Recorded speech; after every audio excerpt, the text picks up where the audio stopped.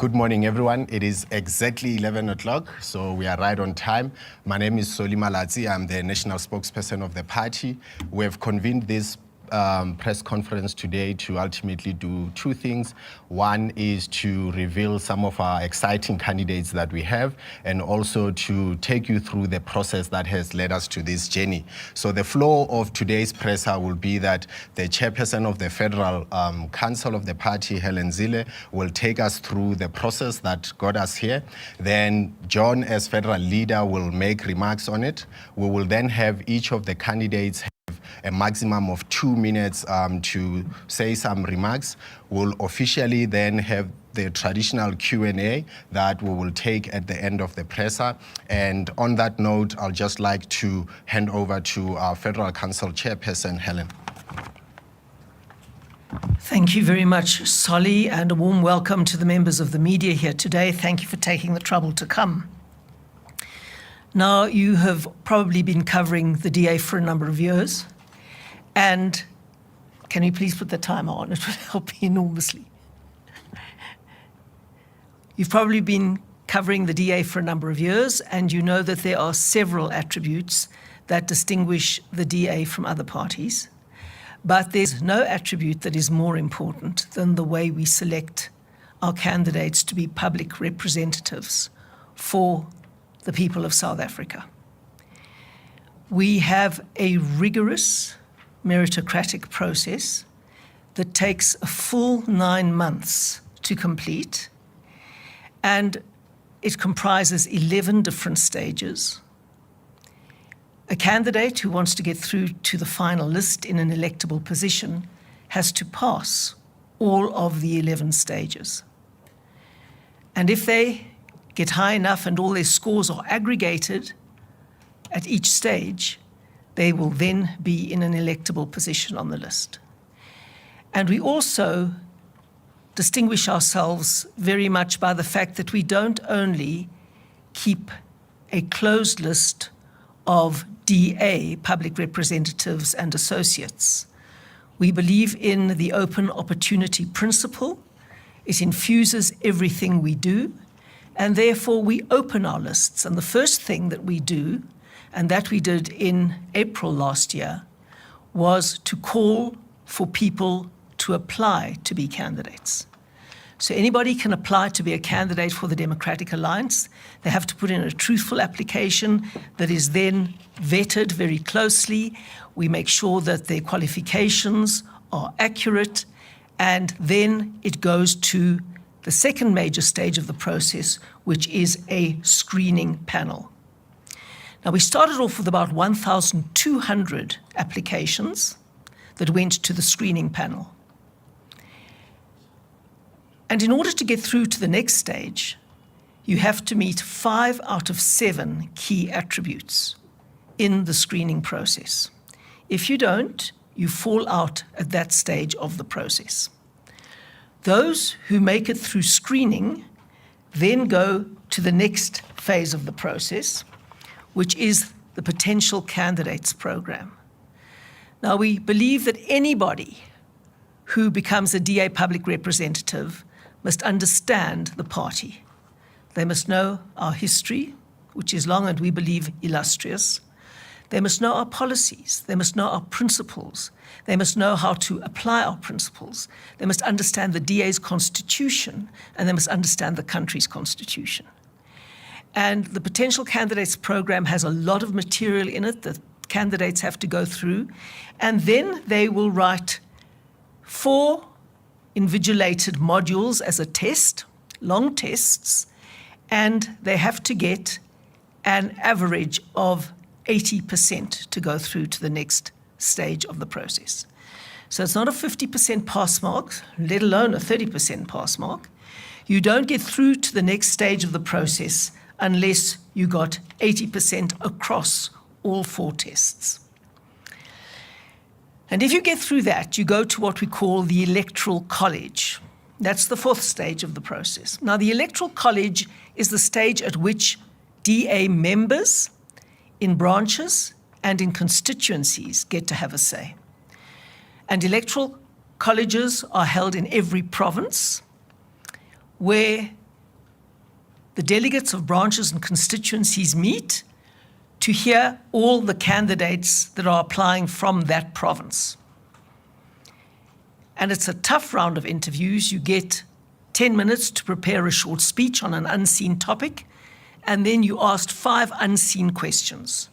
So you are tested in terms of your ability to make an impromptu speech, and then subsequently on your ability to answer unseen questions promptly and swiftly and on message for the Democratic Alliance.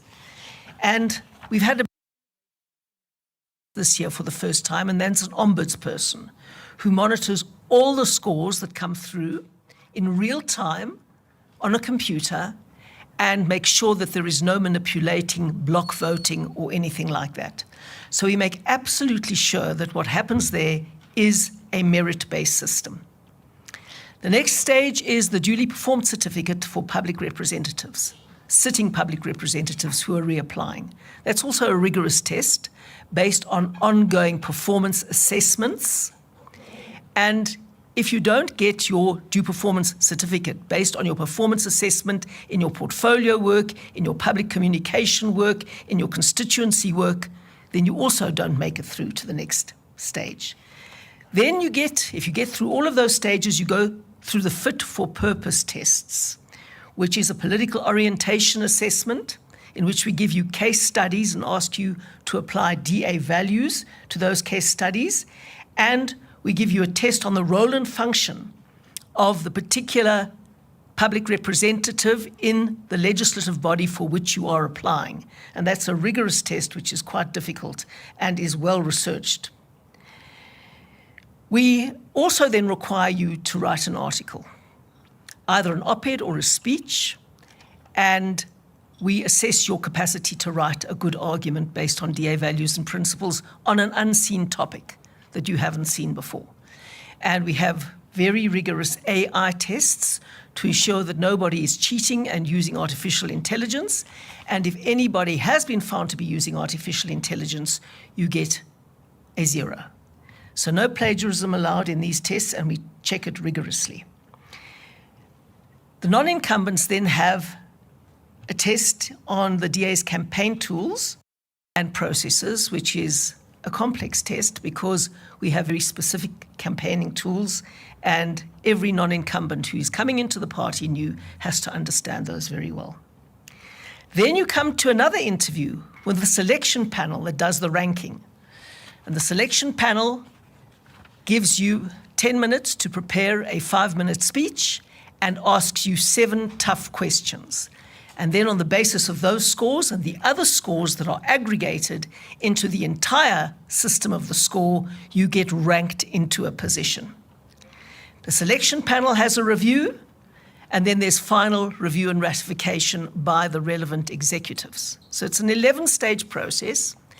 And we started off, as I said, with about 1,200 candidates.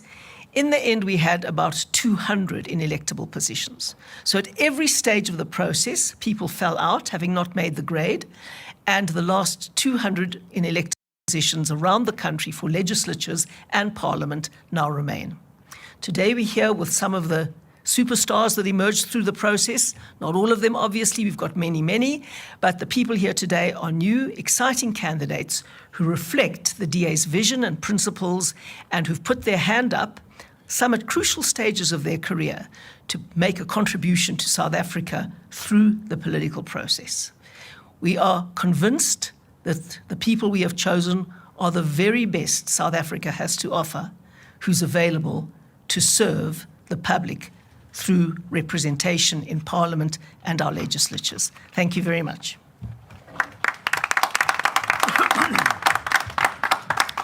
Thank you very much, Helen, and greetings to the members of the media as well as our selection of candidates here today. It's great to be with all of you today, and I want to start by thanking Helen very much for the stewardship of this process. It has not been an easy process, and it's required a lot of million moving parts, but I think that the end product that has emerged is something that we can be very proud of as a party.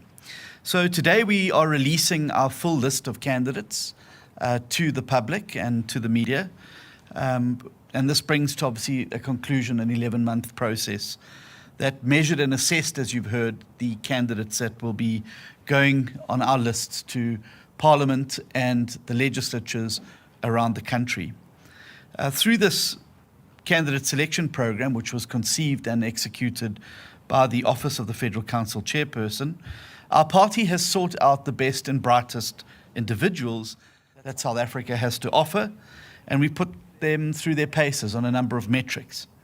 Guided by the DA's values and principles of freedom, fairness, opportunity, and diversity, and our fundamental belief as a party in a meritocratic system of appointment, we are very excited today to introduce to you some of the new faces that will be joining our parliamentary and legislative caucuses around the country.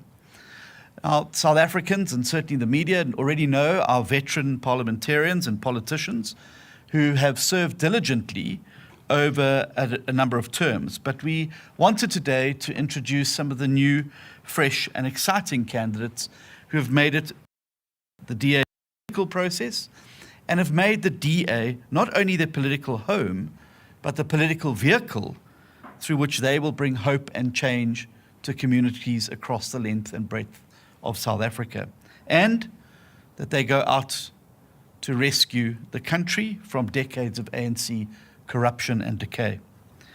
These new candidates are diverse in race and gender and skill and come from a variety of different backgrounds and professional careers. No other party in the country boasts, I believe, the diversity of candidates that the DA offers South Africa.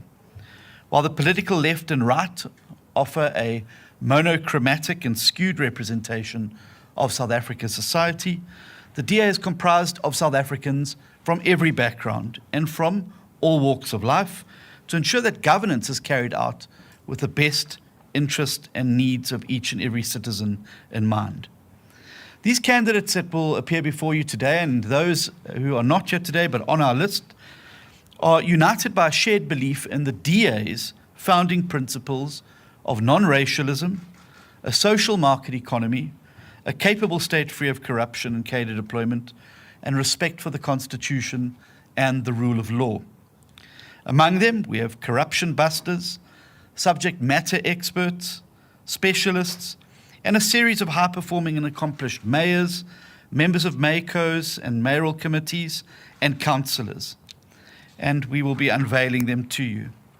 By ensuring that these candidates are selected based on merit and performance, and not on allegiance to any particular faction or fraction in the political environment, we're ensuring that any government configuration that the DA will join after the May 29 election will have the very best South Africans working for them as legislators for the benefit of all citizens in the country.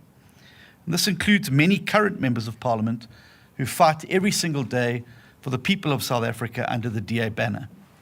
Can you imagine a Department of Justice and Correctional Services run by Minister Glynis Breitenbach to administer justice and fight corruption, and properly resource and capacitate the National Prosecuting Authority? Imagine a government where Siviwe Gahube ensures that Parliament is the legislative arena of and engine room of reform and accountability, and not just a rubber stamp for the executive. Imagine a Parliament led by uncompromised individuals. Imagine a government free of cadres with the skills and expertise to end load shedding and water shedding, to grow the economy, to create jobs, and to deliver meaningful redress where it is needed most.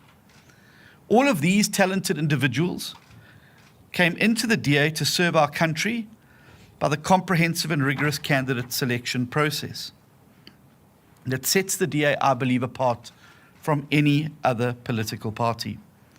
I'm very proud to have gone through this process myself, contrary to the fake news in one Sunday paper. I completed every stage of this process. As a leader, I've always believed that you don't ask people to do things that you're not prepared to do yourself.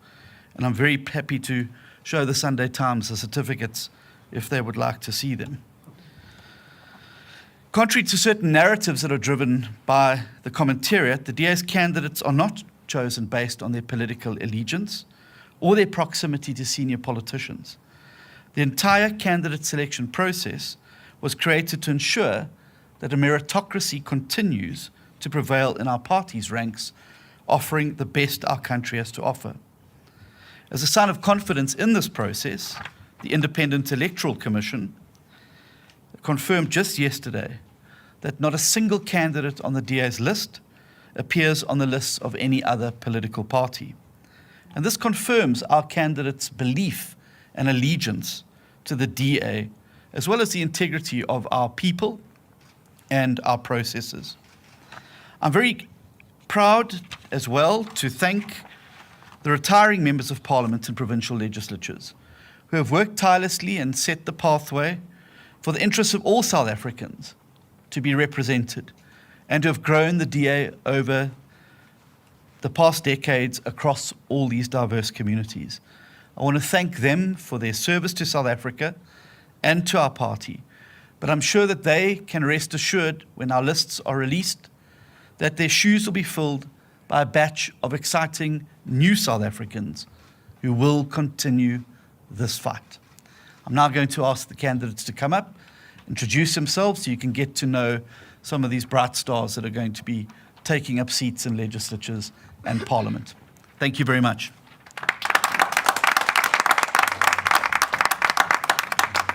Good morning, everyone. My story is a story of too many South Africans under the failing government currently. My name is Kabelo Muhatusi. I dropped out of medical school due to lack of funding. But I committed and vowed that I will commit to enabling others' dreams. I also ensured that I am going to commit not to allow any other person to forgo an opportunity like I did. And I found that the Democratic Alliance is the only political vehicle that actually keeps to this promise. We are now a diverse party. We are diverse candidates that you see. We are a diverse party that is anchored on fair access to opportunities as well as record service delivery. I was elected as a councillor in Nelson Mandela Bay, and I'm grateful that the Democratic Alliance gave me that opportunity to make change in my community. When I was appointed as the MMC of Roads and Transport in Nelson Mandela Bay, we had a backlog of 25,000 potholes. In the first 6 months of our tenure, we knocked down that backlog to only 10,000 potholes. We spent every single cent towards service delivery for all. We accounted for every single rand of what we used then. It is for that reason that for the first time in 10 years, Nelson Mandela Bay received a clean audit under our tenure. We were ousted, not because we could not deliver services. We were ousted by the current failing coalition, which has already undone all the progress that the Democratic Alliance had already made. We were ousted due to the split vote that allowed one-man parties to become extortion agents. In the Eastern Cape legislature, I and the team that is going to be in that legislature are going to take the fight to the government that is arguably one of the worst performing government to ensure that we restore hope and we rescue the people of the Eastern Cape. Thank you very much.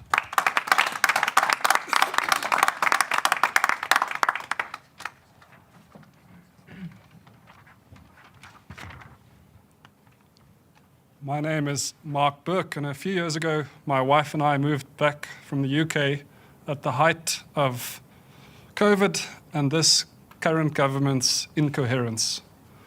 All the national dashboard lights were flashing a bright red. It's not the obvious choice for affluent expatriate South Africans to return. And it would have been all too easy to follow the familiar path of financial success and European comfort so luxuriously spread before those like me with a background in finance and a PhD from Cambridge. Why come back then? Simple. We felt called to serve. As the late civil rights activist John Lewis often asked, if not us, then who? And if not now, then when?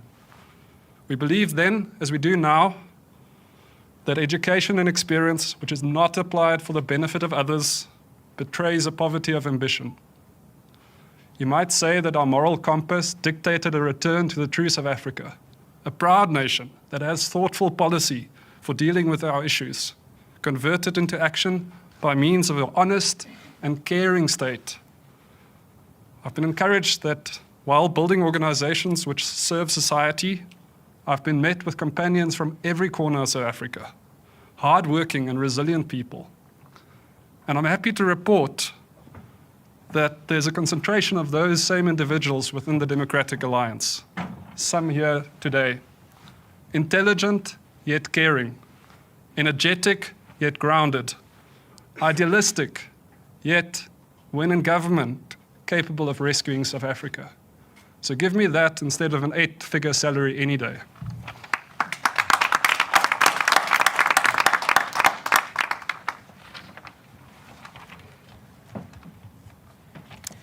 Ndi macheloni kha vhathu vhoṱhe vha Afrika Tshipembe.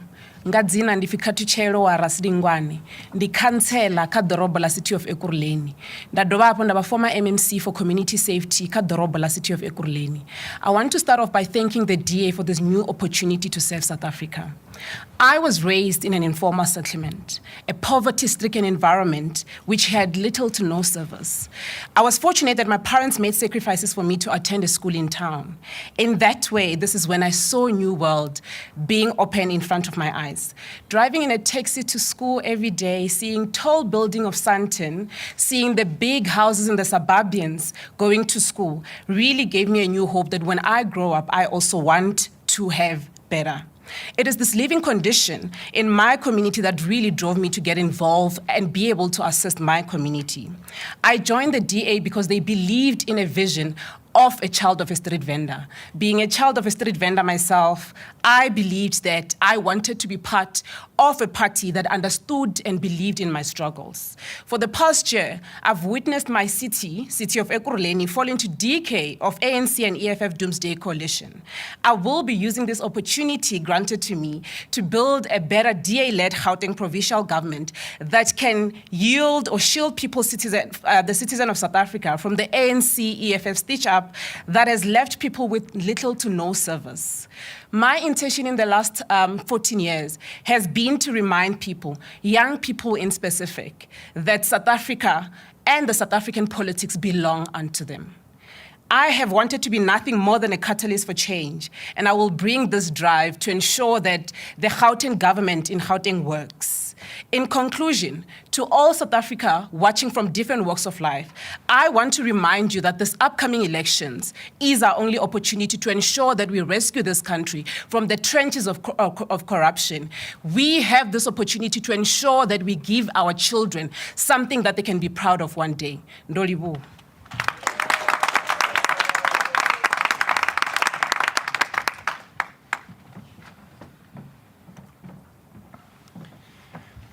My name is Carl LaRue. I am a medical doctor and researcher who qualified at UCT in 1999 and who have worked in the government sector and government hospitals for the last 25 years. In 2006, my wife, who is also a medical doctor, and I joined another doctor couple at a small rural hospital called Zitulele in the deeply rural Eastern Cape. We wanted to help build the new South Africa, and we wanted to and we strongly believed at that time that, as we still do today, that all South Africans, and poor rural South Africans in particular, should have access to good quality healthcare. Over the next 16 years, we were part of an amazing team of healthcare workers that helped build Zitulele into what was regarded as one of the best rural hospitals in the country. My years there were exhausting, but they were also the most rewarding of my medical career because I could make a difference to people every day and serve the community that I was living in. But I also had the chance to see firsthand the deep dysfunction of the Eastern Cape Department of Health, and to see that a lack of planning, a lack of accountability, and a lack of capacity really harms the poorest of the poor. I have joined the DA because I hope to continue to serve in the health sphere, this time at a policy and decision-making level. For me, the DA is the only party that over the past 15 years has had a record of capable, honest, and accountable governance. And without capable governance, we cannot improve the lot of the poor in the healthcare sphere. The DA is also, in my opinion, the only party that would take a 49-year-old outsider like me, without any major political experience, but with plenty of useful skills, and give me the chance to serve as an MP for them in Parliament. I thank you.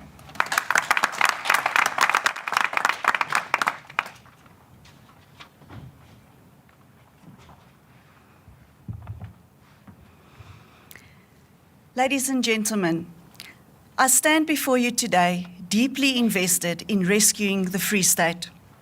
My name is Dulandi Leach, and with a background in governance, a BCom degree, a postgrad in governance and political transformation, a qualification in education, I understand the gravity of our situation. Inwoners in Mangaung verduur al vir 15 jaar toenemende watertekorte. Dit is egter nie uniek tot Mangaung nie, maar is kenmerkend reg oor Suid-Afrika. Die oorsaak hiervan voor die hand liggend. Die onvermoë om suiweringsaanlegte te onderhou, die kroniese tekort aan chemikalieë, asook die verwaarlosing van infrastruktuur. Daarbenewens word ons stad gekonfronteer met astronomiese uitstaande bedragskuld. Tans R600 miljoen, 'n direkte gevolg van finansiële wanbestuur. With a shocking 40% of our water being lost before it reaches our taps, far exceeding the 10% standard set by Cape Town, one can understand that residents are frustrated. I am standing up to be part of the DA team in the Free State Legislature in order to rescue our province. As the DA, we will tackle the scourge of water leaks, invest in new infrastructure, ensure timely payments of service providers, and collaborate with the private sector in order to stabilize water supply. Dames en here, die tyd om Suid-Afrika te red is nou. Die DA is verbind tot die bou van 'n toekoms waar toegang tot water nie net 'n leksheid is nie, maar 'n fundamentele reg. Baie dankie.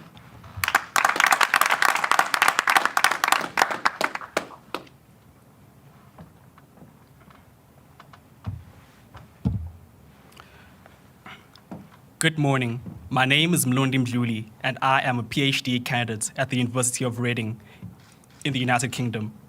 I hold a BCom in Economics and Management degree, a BCom Honours in Economics degree, and a Master's degree in Economics from the University of KwaZulu-Natal. Currently, I serve as a senior economic researcher at a prestigious South African think tank, where my responsibilities encompass advising companies, government departments, and diplomatic missions. Specializing in the analysis of economic trends, I am responsible for providing strategic insights, crucial for informed decision-making processes across various sectors. Fueled by a deep-rooted desire to address South Africa's socio-economic challenges, I have concluded that only the democratic alliance can rescue South Africa. My decision to stand as a DA candidate stems from my belief in leveraging my expertise and experience for the greater good, exemplifying my dedication of public service. My association with the Democratic Alliance has deep roots.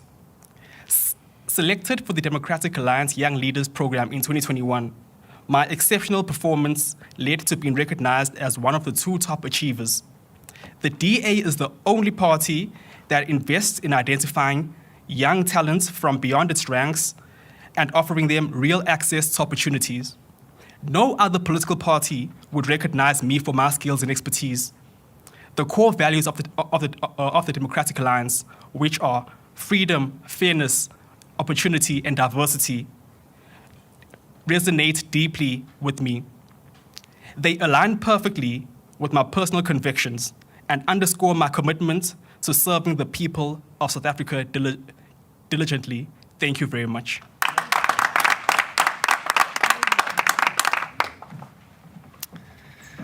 Good morning.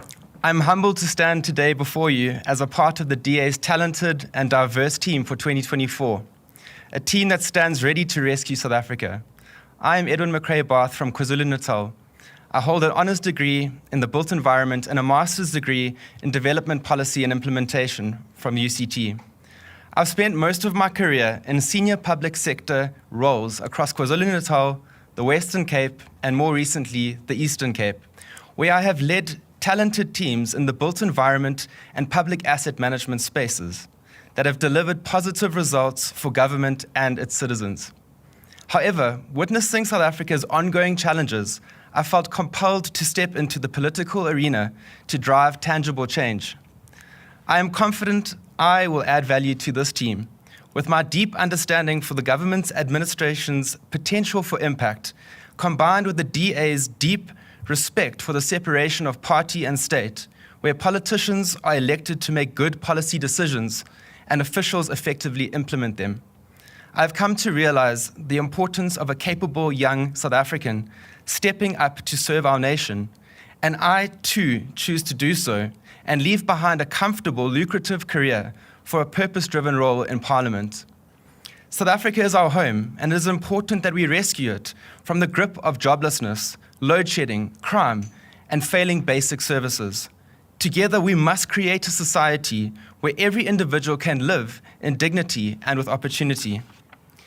My decision to join the DA's rescue mission is simple. Not only do I share the party's values and principles, but I have also been inspired by the extraordinary leadership shown by young DA leader figures such as Christopher Pappas and Amgeni, Siviwe Grugube, our Chief Whip in Parliament, Jordan Hill-Lewis, the Mayor of Cape Town, and Cilliers Brink, the Mayor of Tshwane, to name a few. Their dedication to servant leadership outcomes shows that what can be achieved with their teams, and me too, want to contribute to the hopeful future for South Africa that the DA fights for each and every single day. Thank you very much.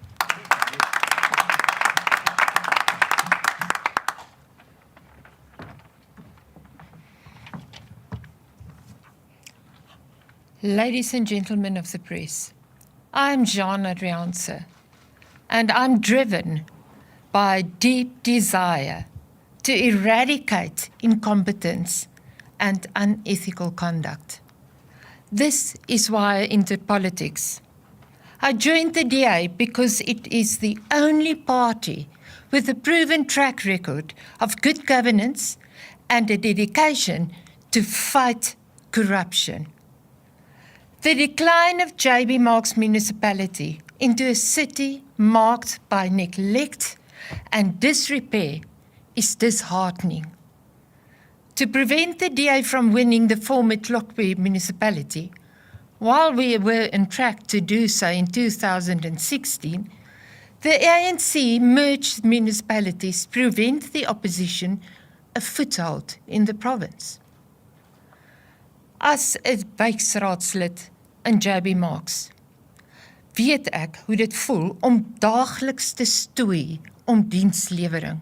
Om hierdie rede het ons al begin om fondse in te samel, om self slaggate reg te maak, om projekte van stapel te stuur, om dienslewering te verbeter op 'n daaglikse basis.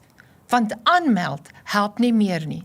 Ons is 'n stad in duister gehul, 'n stad vol slaggate, 'n stad sonder dienslewering.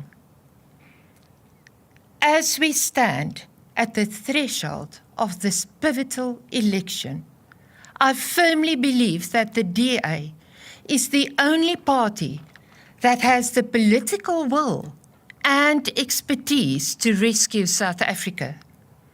Our secondary towns and cities should be engines for growth, and the DA has the plan to turn every part of South Africa around. Given the chance to govern, I know the DA is the only party that can bring real change to the Northwest and South Africa. Thank you.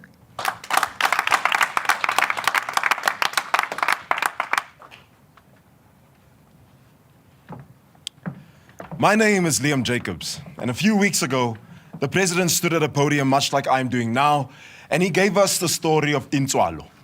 But today, I want to give the story of Liam, a child from Kimberley in the Northern Cape who grew up in a community that faced water shedding, a community that faced load shedding, a community that faced violence, and a community where if a child could attain quality education, it was but a dream, and a community where if a child entered higher education, it would cost every last cent in their parents' bank account.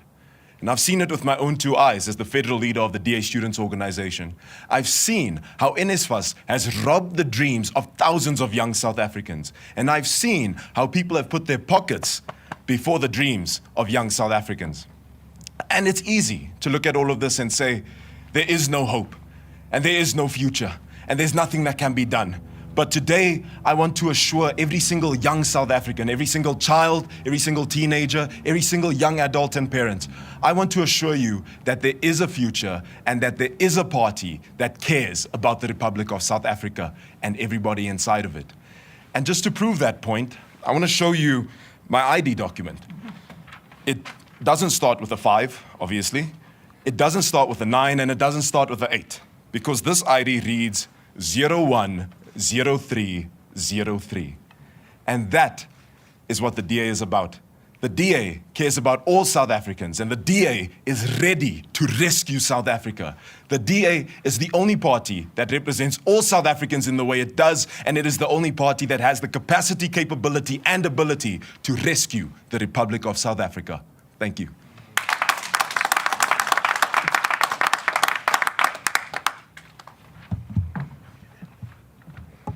Good morning. My name is Gabelo Kobisa Ngaba. I am currently the Chief Operations Officer at a communications firm in Cape Town. I started my career in the legal field. I completed my articles at Lawyers for Human Rights. This taught me, or rather reaffirmed, that I have no interest in practicing law. The reason I actually studied law was because I was interested in lawmaking and its effects on people's lives. Now, in my work as a communications consultant, I help businesses navigate challenges that almost always arise from inefficiency, bad laws, bad policies, bad governance.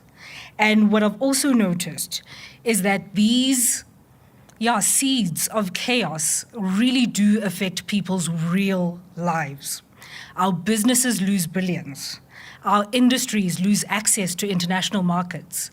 And because of all of that, individuals lose their livelihood. I genuinely believe the DA is the only party that can turn that around and rescue South Africa. Again, through my interactions on behalf of my clients, what I've seen on the ground is that DA leaders are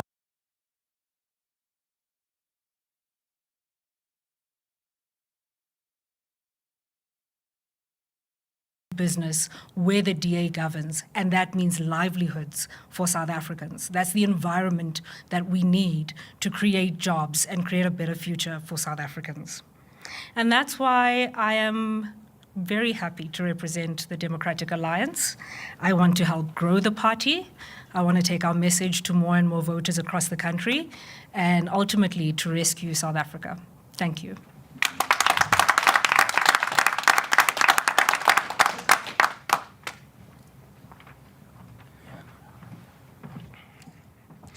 Good morning. My name is Ian Cameron. For the past 15 years, I've been fighting violent crime and corruption, especially in the South African Police Service, from the civil rights space, several civil rights bodies. I've now decided to step into the arena with the DA. We desperately need to scale our onslaught against the, let's call it the viral, cancerous, evil infection that the ANC has infected South Africa with. I cannot help but refuse to accept that people like Babita Deokaran, Lieutenant Colonel Charles Kinye, Mia Botha, Bukabo Po, Cleo Diko, Nosepiwe James, and Sipokazi Boy were killed in vain. Whether they were killed because they stood their ground in terms of justice and integrity, or just by chance, their stories must be told. They are not just numbers. I want to tell you today that as South Africa, we can turn the tide. We do have a choice, and it does not have to be the way that it is now. We should not need to bury our children like the parents of Bokabo Po and Mia Botha. We should be able to speak truth to power without fearing for our lives, like Shaul Kinye and Babita Deokaran. We have the solutions. We can rescue South Africa. And I want to conclude with a very special message to the good men and women that still wear that blue uniform with pride, and there are thousands of them. And I want to say to them that because of their bravery, resilience, and above all their integrity, it really has inspired me and given me hope to take this step with the DA and to speak out even more, to step up and to engage every possible remedy that we can to restore justice from the head. And that is where we should be taking aim. I'm very proud today to be an official candidate of the Democratic Alliance, and I believe that we really can rescue South Africa. Thank you.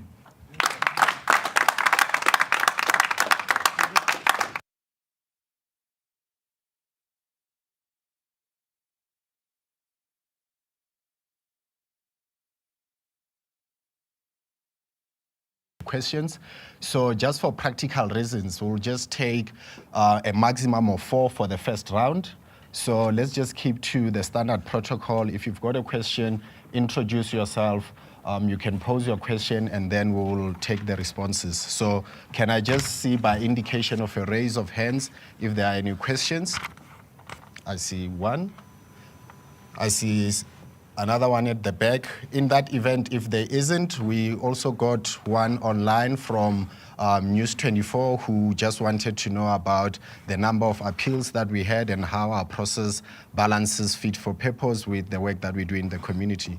So I'm going to close it afterwards if there are no questions, right? Because I've indicated that we've got 4. Okay, you'll be the last one, and if there are follow-ups, we'll take it from there. Let's start with you. Good morning, everyone. My name is Sanda Mboleko from the Sunday Times. Just an overview of the list. What's the gender representation looking like? And sort of the average age. Is it a generally youthful list, or are we seeing more experienced people join the younger folks? And secondly, I'm interested in the external candidates who are not previous members of the party. I mean, they can pledge allegiance and make it through the rigorous 11-stage process. But what happens when they make the cut and they're elected into parliament and then they go rogue? Are there any disciplinary measures in place to ensure that they will toe the line? Thank you very much. Thanks, Sisanda. I think the second one is the gentleman at the back. My name is Lunga. I'm from the Mail and Guardian. Number one would be something related to what Sisanda is asking. But what I want to find out in terms of Ian Cameron, I mean, we know him to be a crime activist and now he's joining politics. There's obviously going to be critics on why exactly is he joining politics when he can continue with what he was doing. And secondly, maybe from the DA's view, we know that now there's a court case against you, obviously, with the issue of the cadre deployment, the one that Jose Mayepa has lodged in court. What's the DA stance on that? Are you going to be going with him to court, or are you simply going to just hand over those documents? Thank you. Thanks, Lunga. The last one, there's a lady there. Hi, Lizega Tando from the Mail and Guardian. Just 2 questions. Perhaps Helen would be able to respond to these. In terms of, we can see that the composition is diverse on the floor, but in terms of the overall composition of the DA's list, did you factor in a race? Obviously, the DA has always said that they're a multiracial party, but there's always been questions around race within the party in terms of its election of candidates. And John, will we get a full list of the candidates, both national and provincial, so that we can further scrutinize the individuals? And when will we get that list? Thank you. Okay. Thanks very much for that. Helen, let's start with you, and then John, Ash, if you want to make input. Solly, do you also want me to answer those questions we got from News 24 online? All right. The News 24 online question dealt with the appeals. Now, of course, if I had to add the appeals to the list of stages, then we'd have 22 stages, because there are appeals at the end of every single process. For any candidate who feels that the process was not fairly followed in relation to their candidacy, or that the substance of their candidacy was not fairly considered, they have the right to appeal. And we have different appeal panels at every single stage of the process, so this takes a lot of people, because we have to be sure that everyone is involved in the process once only and doesn't get 2 bites of the cherry. So there were appeals. I haven't counted up the total number of appeals, but there were a considerable number of appeals at every stage of the process. Obviously, when you come to the written work, we had an outside panel chaired by a professor of philosophy who has very deep grounding in our political philosophy and our approaches, and who himself is a very good writer. His name is Professor Greg Freed, and he oversaw the marking of the written assignments. And people were allowed to appeal against the marks they got. Yes, they were. But in those appeals, we managed to contain the vast number we were expecting by saying, in an appeal, your mark could stay the same, or it could improve, or it could go down if the appeal panel thought you'd be too generously dealt with in the first time round. So there were many, many appeals at every single stage of the way, but people in the end believed the process was fair. And that is why we have had a relatively smooth outcome and a commitment to abide by the process. So that's important. Then how does the process balance fit for purpose with the work of activists on the ground in selecting candidates? Well, those are not dichotomies. In fact, the work of activists on the ground is part of fit for purpose. You can't sit in Parliament and simply make legislation and attend your portfolio committees and never do activist work on the ground, because you will never be selected. You will never get enough points in the various stages of the process. Your work in constituencies is crucial. We have dashboards that look at the number of people you've canvassed, looks at the number of people that you've registered. At every single stage of the way, your activist work on the ground is taken into consideration very seriously. And if you don't do that as a public representative, you won't even get your duly performed certificate to go further in the process. So we don't see our ranks as being composed of activists who work on the ground and MPs who sit in Parliament. MPs are activists, and they're supposed to be on the ground, and they're supposed to have multifaceted skills that enable them to write an op-ed, to make a speech in Parliament, to address a public meeting, to think on their feet, and to go door to door in poor communities. They've got to have all of those attributes, and we make sure that our process measures all of those attributes. And if you're a person who thinks you can sit in Parliament and devise policy, you're making a big mistake, and you won't get your due performance certificate for the next round. Sisanda, your own newspaper said yesterday that out of the top 30 candidates, 14 were women. And Thabo Mokone sent me how that happened. And I could only conclude he was amazed that women had made it through on their own merits. But that's what they do, if you give them a chance. So the women that got through the process did so on their own merits and passed through every stage of the process and got ranked very highly. We don't do quotas for women. We never have, and we never will. So we have women applying, competing, and winning. And that is what they've done if you looked at the top 30 on the national list. And we're very pleased with that. If you look at the top 30 on the national list, I mean, I haven't obviously unpacked the whole list. We don't do that kind of thing. But when I glanced at that, I thought, wow, that's diverse in every single way you can want it. And of course, the DA is the only party that is asked by the media to be diverse. I haven't seen a peep about the ANC's list, one of the most undiverse lists you'll ever see. And we won't hear a peep about the EFF's lists or anybody else's. The only list that has to be diverse is the DA. And we are very proud that it is on merit, and not because we wangle anybody in on chromosomes or melanin count. So we're proud of that, and we do that all the time.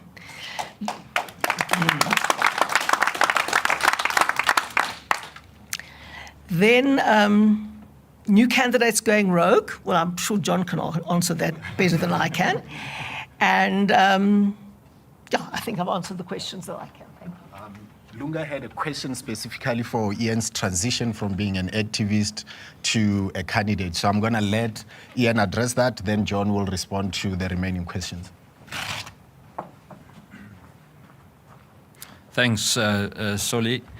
So there are two main reasons. I think the first one, contrary to popular belief that it's just because of victims of violent crime, is because of good members in the South African Police Service.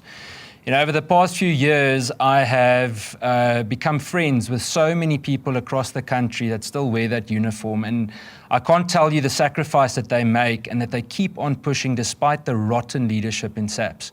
So obviously, my focus will likely always be crime and the criminal justice system, and that's what I know. But we need to scale the onslaught. So from a civil rights perspective, I think there were good successes. We closed a lot of cases, especially in the last few years. Look at parts of the Cape Flats, in KZN, Liesel de Jagers case. There's so many good success stories to tell. But we need to scale it, because at the moment, we've got 86 people getting killed per day, and winning 1 out of 86, while the state only solves, 14.5% of murders, is not enough. So we need to do more. And I'm a firm believer. It's the old saying, if you stand for everything, you stand for nothing. If you stand for nothing, you stand for everything. And then lastly, I think just in terms of the DA, firstly, in terms of experience in government, I challenge you to go and spend some time with the Metro Police unit, in especially the gang and drug task team in Cape Town. They work compared to new intakes of the South African Police Service. It's a different league. And so too, you can go look at many other facets of governance where the DA is involved, but specifically from a policing point of view, it's incomparable. And then I think lastly for me, we have to engage every single remedy to our disposal. And it's easy to always criticize politics, but those who criticize us are usually not willing to roll up their sleeves themselves. Thank you.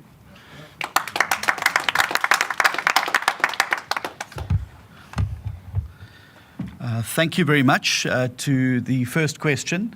Every single municipal caucus, every single legislature caucus, and certainly the National Assembly caucus have an agreed set of caucus rules and regulations against which all candidates agree to be bound and to uphold. And when those caucus rules are breached, there are disciplinary processes that follow. This is essential in order to keep your caucus moving in the right direction and precisely to prevent people from going rogue and doing things that are against the values and principles of the party and against the constitution of the party, which all people who join the DA agree to uphold. Lunga, there's no court case that the DA is involved in with Kgosi Mayepa. Kgosi Mayepa made an absolute twit of himself by sending a very silly letter in which he confuses cadre deployment with political appointees and made a request for documents that don't exist and did not do so in the prescribed manner anyway if the documents did exist. So he got a letter back from our lawyers, which I think anyone reading would seriously consider whether Mr. Mayepa is somebody who should be taken seriously in the future. And we're happy to provide those responses to him. And frankly, I think he should be ashamed and embarrassed at the response that he received. The case you should have asked me about was the one in which we were in court last Tuesday against Mr. Fikile Mbalula for contempt of court, for failure to hand over the cadre deployment records that were indicated by the judges. And the judges in that case have agreed that it is urgent, and the case was argued, and we're now awaiting judgment. That's a serious case. It's a case that actually involves legal principles, and it is a case that has profound impact on respect for the rule of law, not the nonsense games that Mayepa wants to play. And if he wants to continue making a twit out of himself, well, that's his business.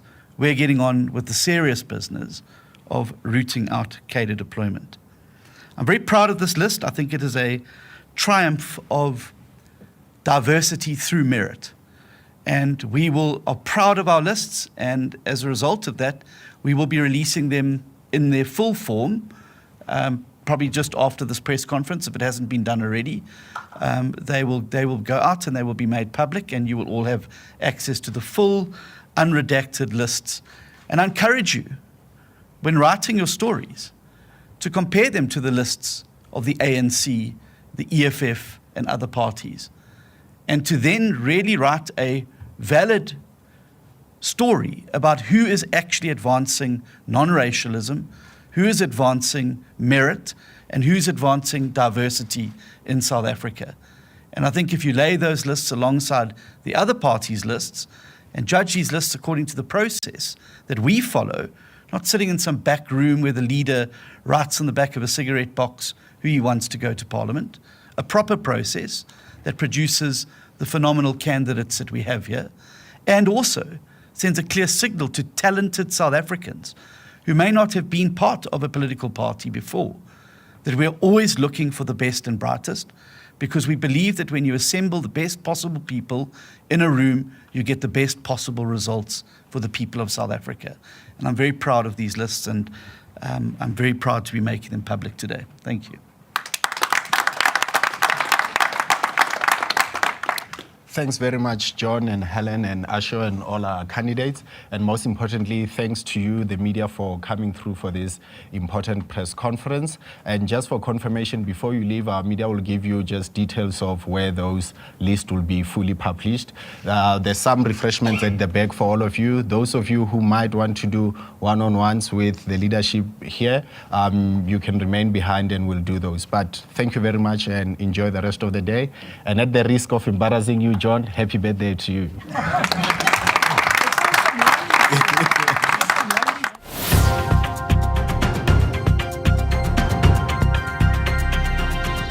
For the first time in 30 years, we have an opportunity to change our government. The multi-party charter is a hinge of history moment. The response from South Africans has been overwhelming. I had more than 150,000 messages of support.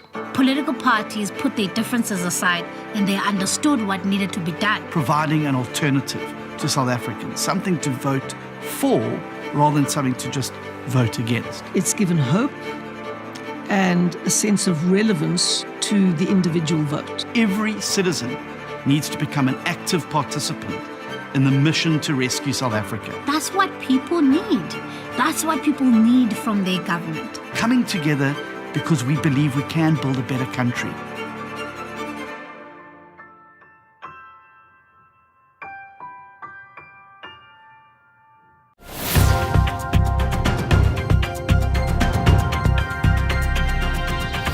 Thanks for watching. All across our beautiful country, people are joining forces to elect the new government that can rescue South Africa. Like and follow us on Facebook, TikTok, Instagram, Twitter, and YouTube. Please share our videos with friends and family. Let's rescue South Africa. Vote DA.